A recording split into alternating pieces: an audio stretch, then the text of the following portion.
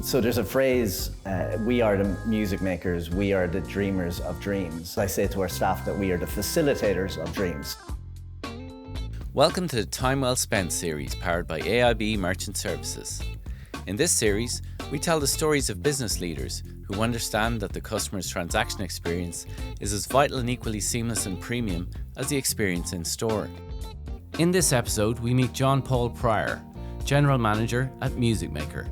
For over 40 years, MusicMaker has been serving Ireland's vibrant music scene, providing the best in musical instruments, technology and accessories from its iconic Dublin headquarters and its online store.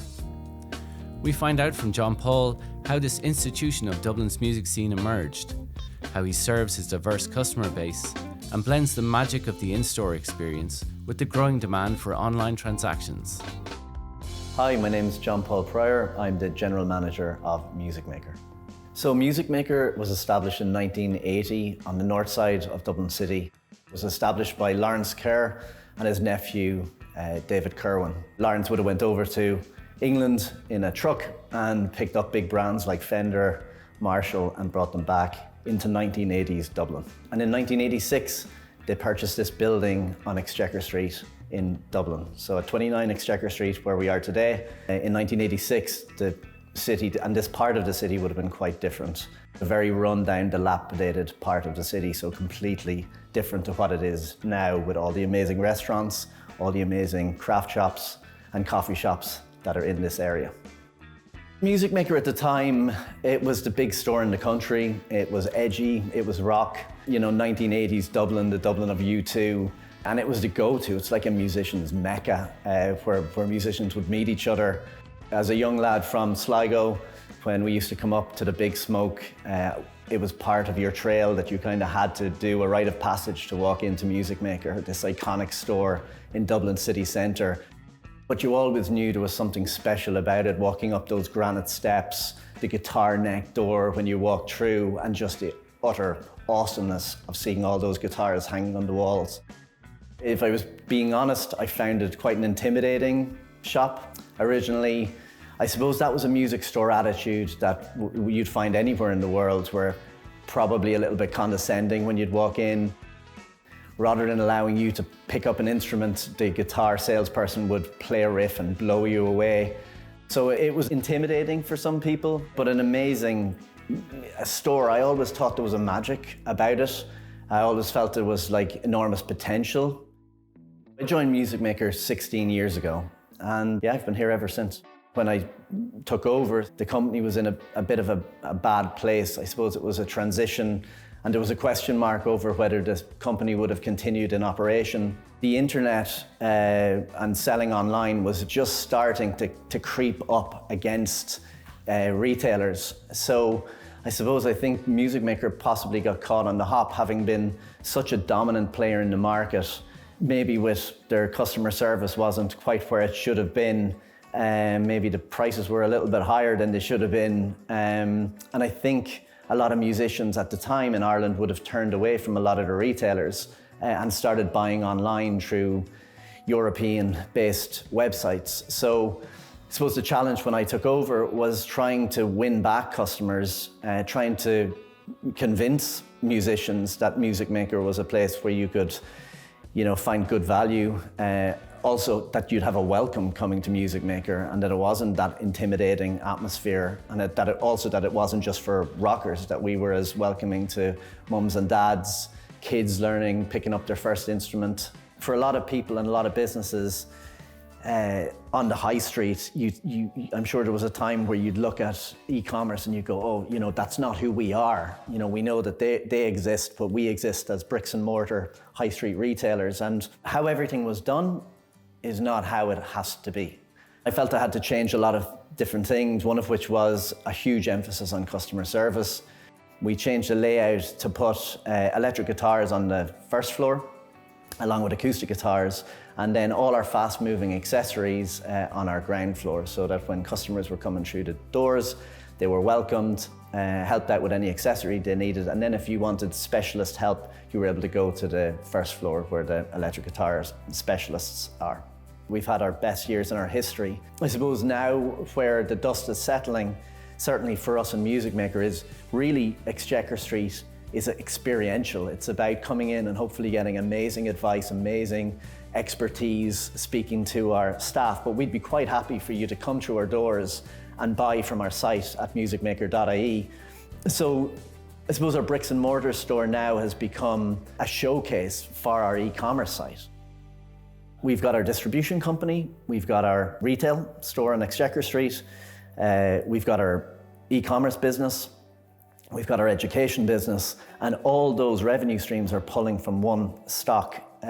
So we needed a system that was able to manage our stock in real time. So we set up this new system, and on day zero, you have no data. But from day one, you start having data, you start seeing trends. From AIB Merchant Services, for example, through their insights, you understand the footfall in the area, and you can basically correlate your information internally in-house with the information that's given through insights with AIB Merchant Services, which is super helpful. You can see even the last 10 years how data has driven payments innovation globally. I'm Claire Meany, Director of Business Solutions at AIB Merchant Services. I think all of our customers' needs have gone beyond payments since the landscape has changed. We now try and focus on solutions that will not only, be best-in-class payments, but will offer solutions and tools to allow them to support and grow their business. And that can be achieved by, complemented point-of-sale devices that would have stock management capabilities, loyalty solutions, easy user interfaces for their staff, and it's something that we thrive to do in all of our offerings here in AIBMS. AIB Merchant Services went one step further a number of years ago when we established our product Main Street Insights. With that, what we're using is the data around your business, your geographical area, and your payments trends. And we're giving you some insight into different areas of your business that might be of relevance to you. So telling you, was last week full of new customers, or did you have returning customers coming into your store? What were they buying? Where had they come from? And where else are they spending their money? So the accumulation of data around payments put into the tool allows a business to then see where their opportunity areas are, or maybe where their challenge areas are. That's what e-commerce gives you, it's so data focused, it's so data driven that, I suppose where previously there would have been a gap between your bricks and mortar store and an e-commerce, it's now this hybrid model where you learn all the skills that e-commerce has. So with AIB Merchant Services and the insights that they can bring is how you basically get your personality and get your brand to combine between your bricks and mortar store and your e-commerce site. I think if you don't rely on data at all, you can think your business is one thing, but then when you start reading the data and really diving deep into it, you start seeing these trends, some of which are unexpected. For example, I'm sure a lot of people, when they think of MusicMaker, would say, electric guitars, our keyboards, expensive instruments perhaps. But actually, given our location, perhaps it's no surprise, but we do phenomenal business in accessories because of the footfall here in Exchequer Street.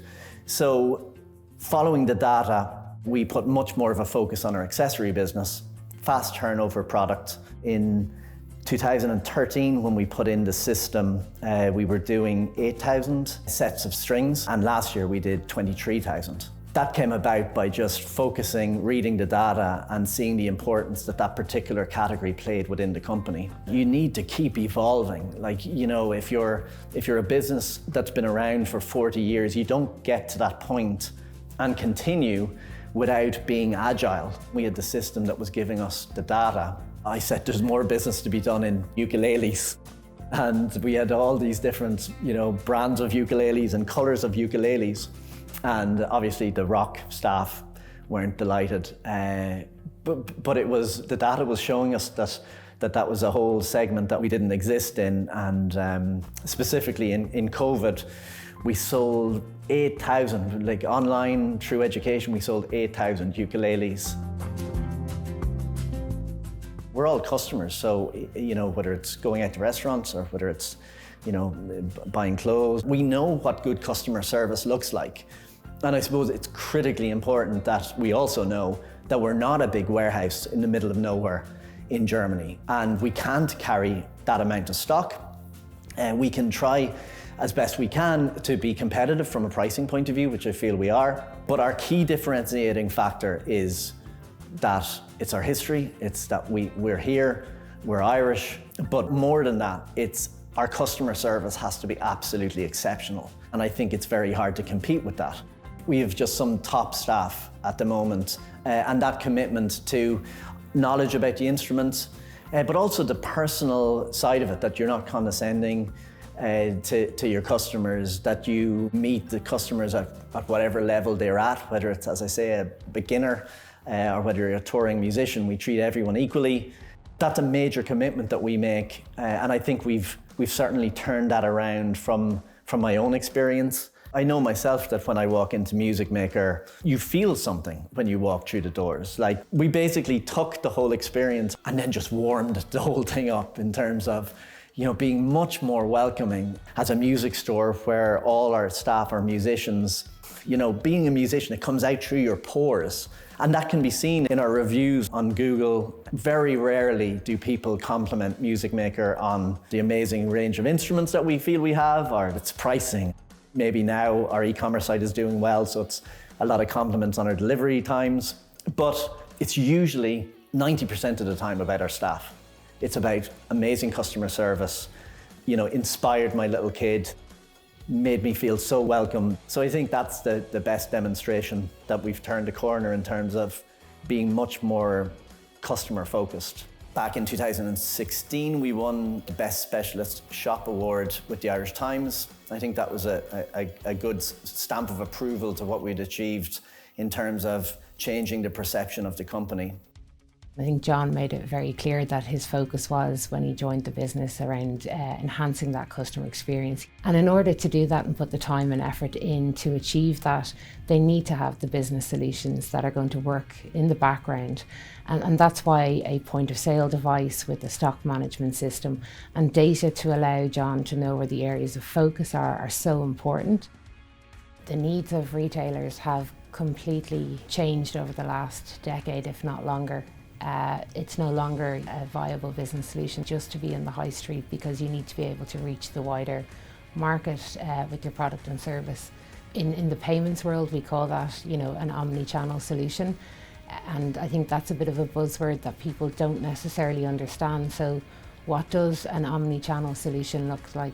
In simple terms, it's being able to have a provider of a payment solution like AIB Merchant Services that can fulfill the needs of your business, whether it's an in-store experience, an online experience, click and collect, whether it's through your social media channels.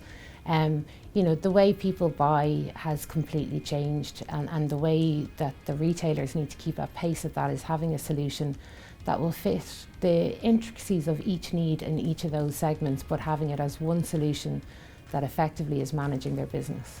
It's a testament to John Paul and the team at MusicMaker how they have managed to sustain and grow their business in the heart of Dublin City and take that iconic experience of MusicMaker and transition that globally, so that online or through their educational channel you still get the warm welcome and the customer experience of that Dublin High Street. I think the key thing for MusicMaker and most independent retailers would be agility. It's that you can change, and you're willing to change with the times as required. And then a commitment to e-commerce and the opportunity that e-commerce brings, and the opportunity that data brings. We've got this amazing building on Exchequer Street, how it evolves. You know, again, when you're on the street, I don't think many people realize that there's another 3 floors above, a beautiful flat roof overlooking the city. So there's probably opportunities to diversify in some way. I'm always very aware that MusicMaker shuts its doors at 6 o'clock in the evening when this whole area starts taking off. So there's opportunities. I think the future will be this kind of hybrid model of bricks and mortar experiential retailing, complementing the e-commerce offering.